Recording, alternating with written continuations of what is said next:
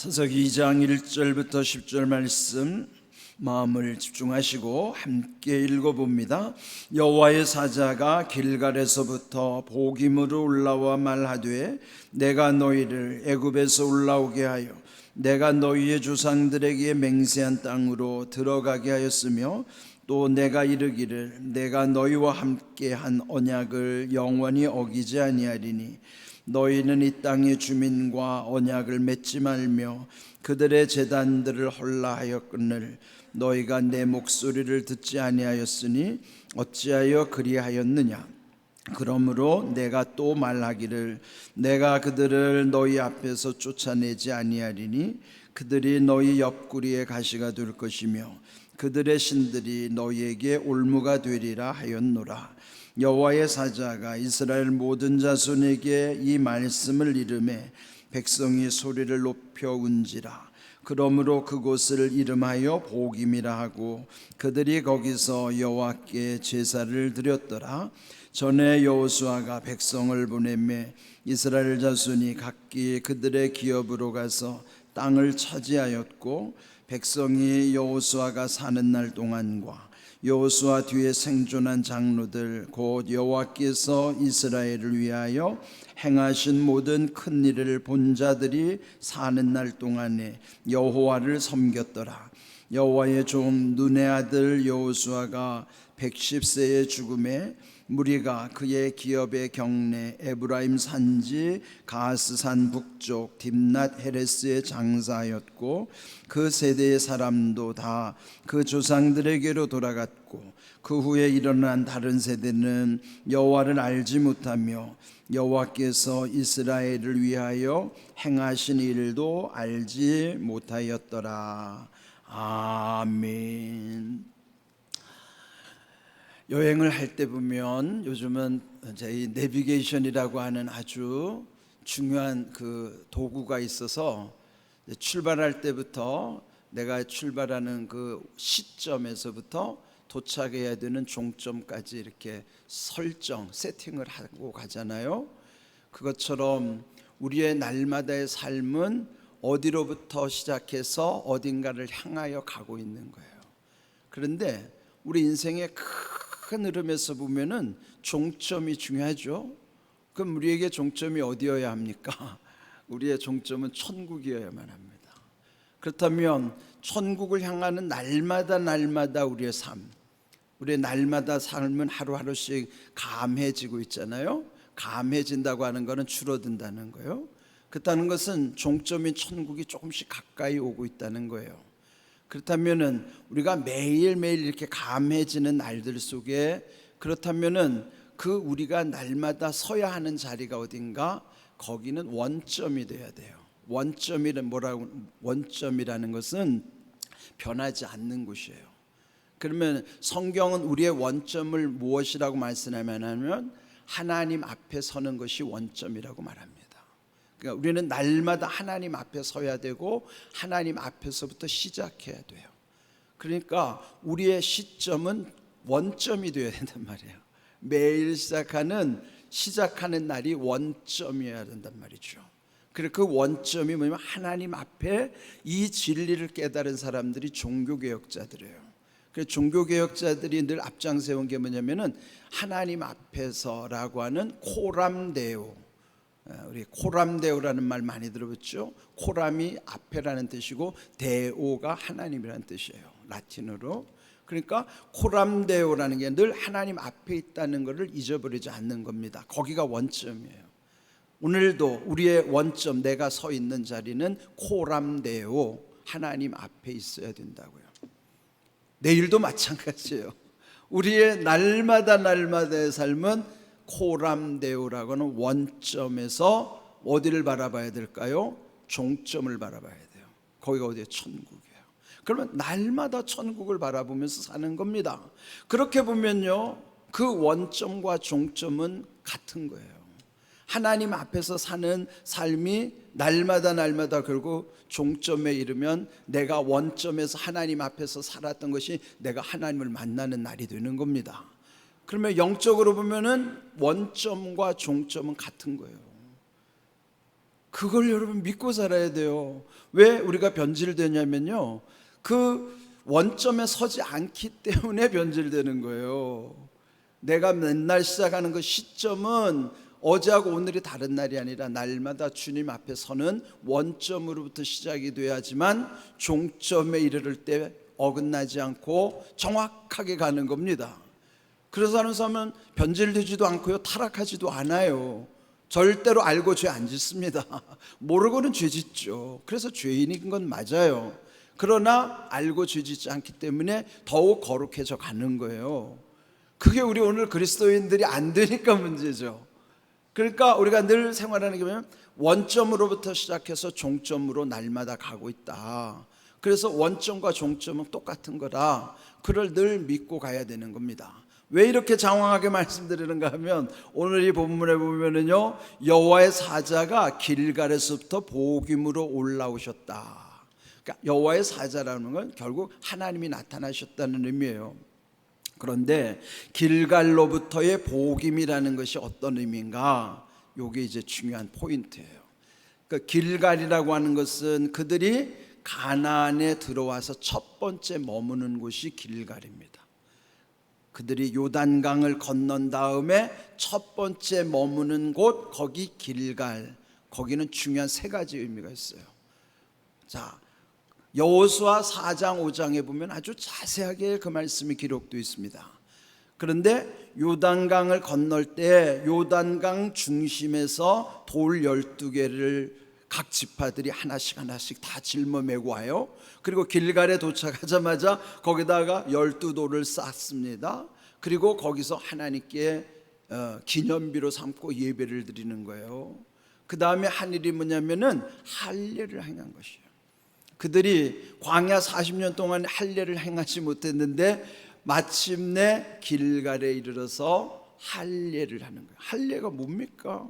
할례는 그들이 하나님의 백성임을 증거하는 증표가 할례라고요.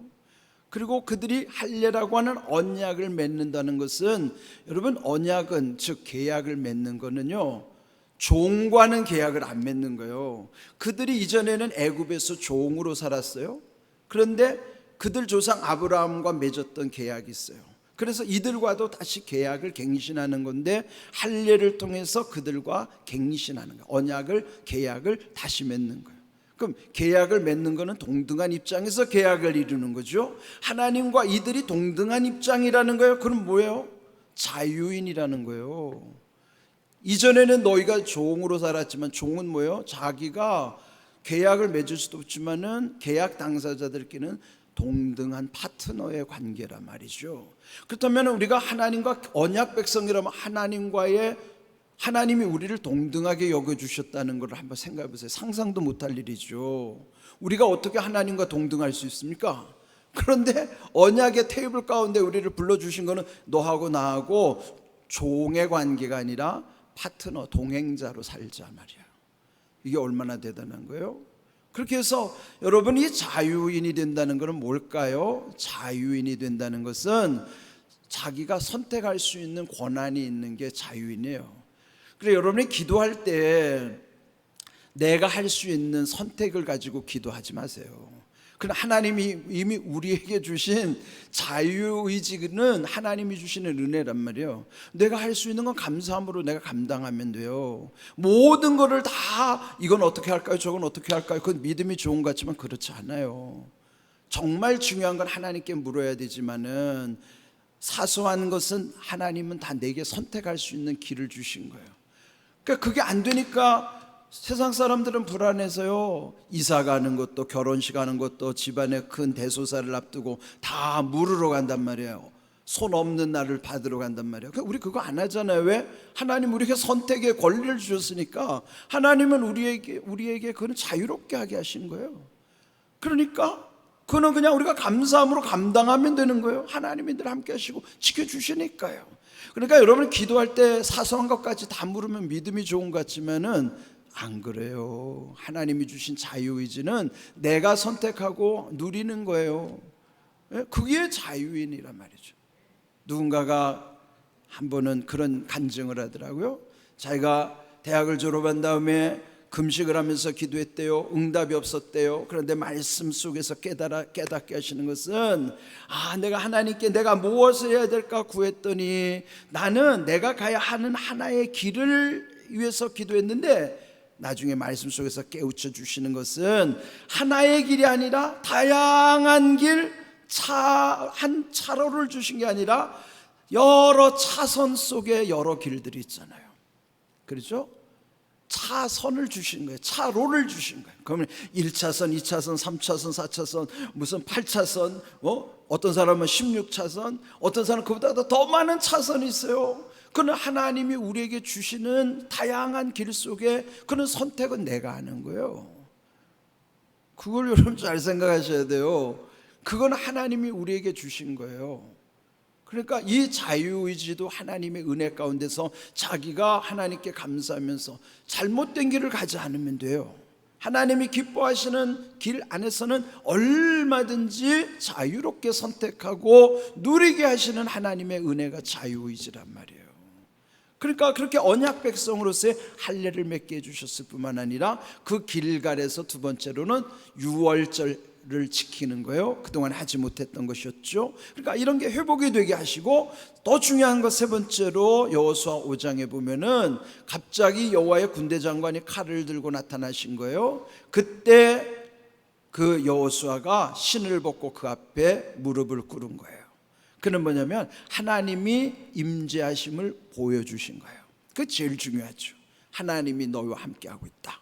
그래서 그 길갈이라는 것이 왜 길갈인가? 길갈의 뜻은 애굽에서의 수치를 벗겨주셨다, 굴러가게 하셨다, 그런 뜻이란 말이에요.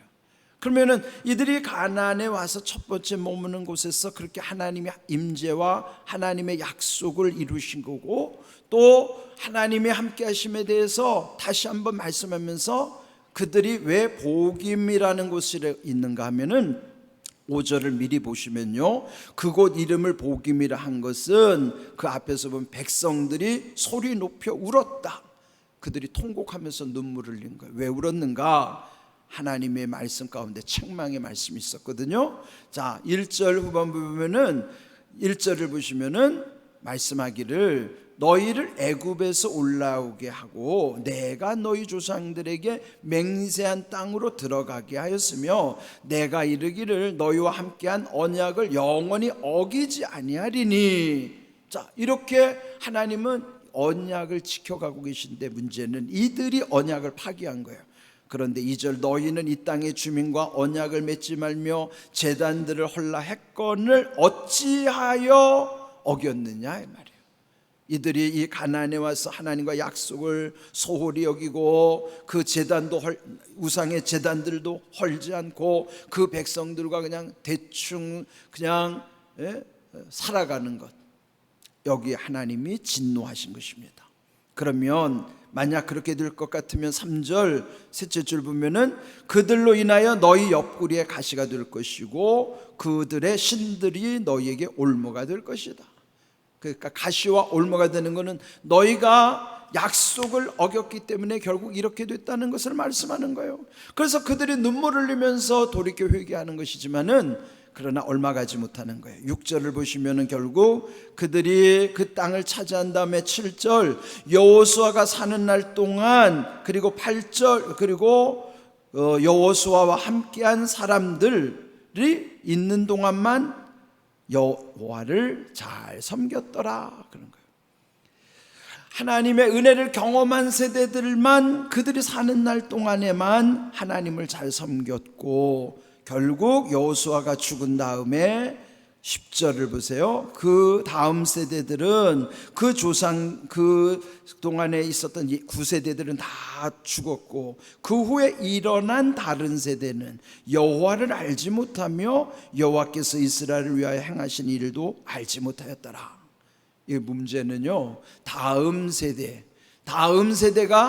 여기에 10절 뭐라고 말씀했어요? 다른 세대가 되었다 그런 거예요.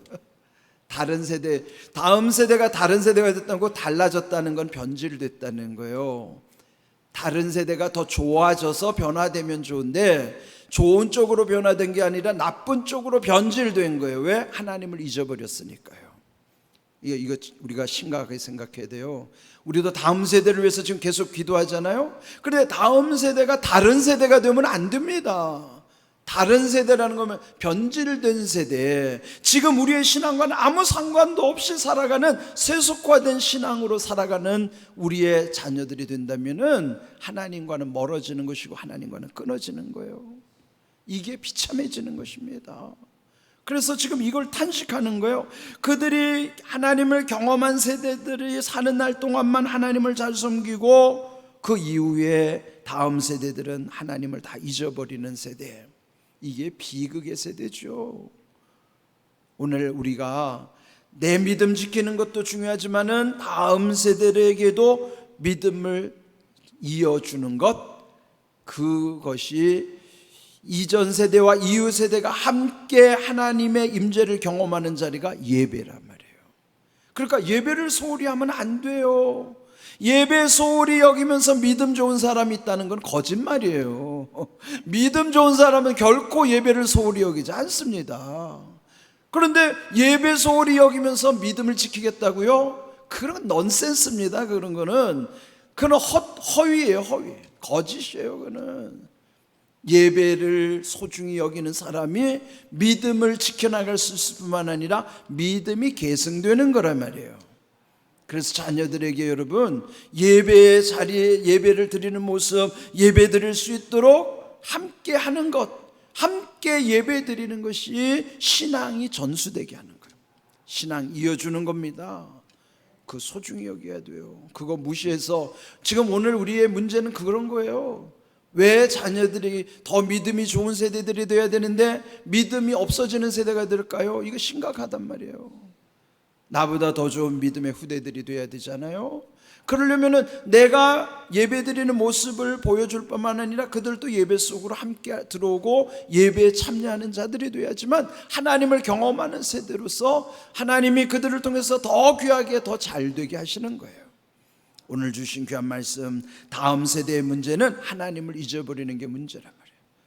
다음 세대가 다른 세대가 되지 않도록, 우리보다 더 좋은 나은 세대 되도록 우리가 그렇게 늘 기도하고, 또 오늘 길갈로부터 복임에 이르기까지 우리가 이런 다시 한번 우리 자신을 돌이켜볼 수 있는 원점에서부터 종점으로 향하는 것이 일치되는 믿음으로 살아갈 수 있기를 주님의 이름으로 축복합니다. 아멘.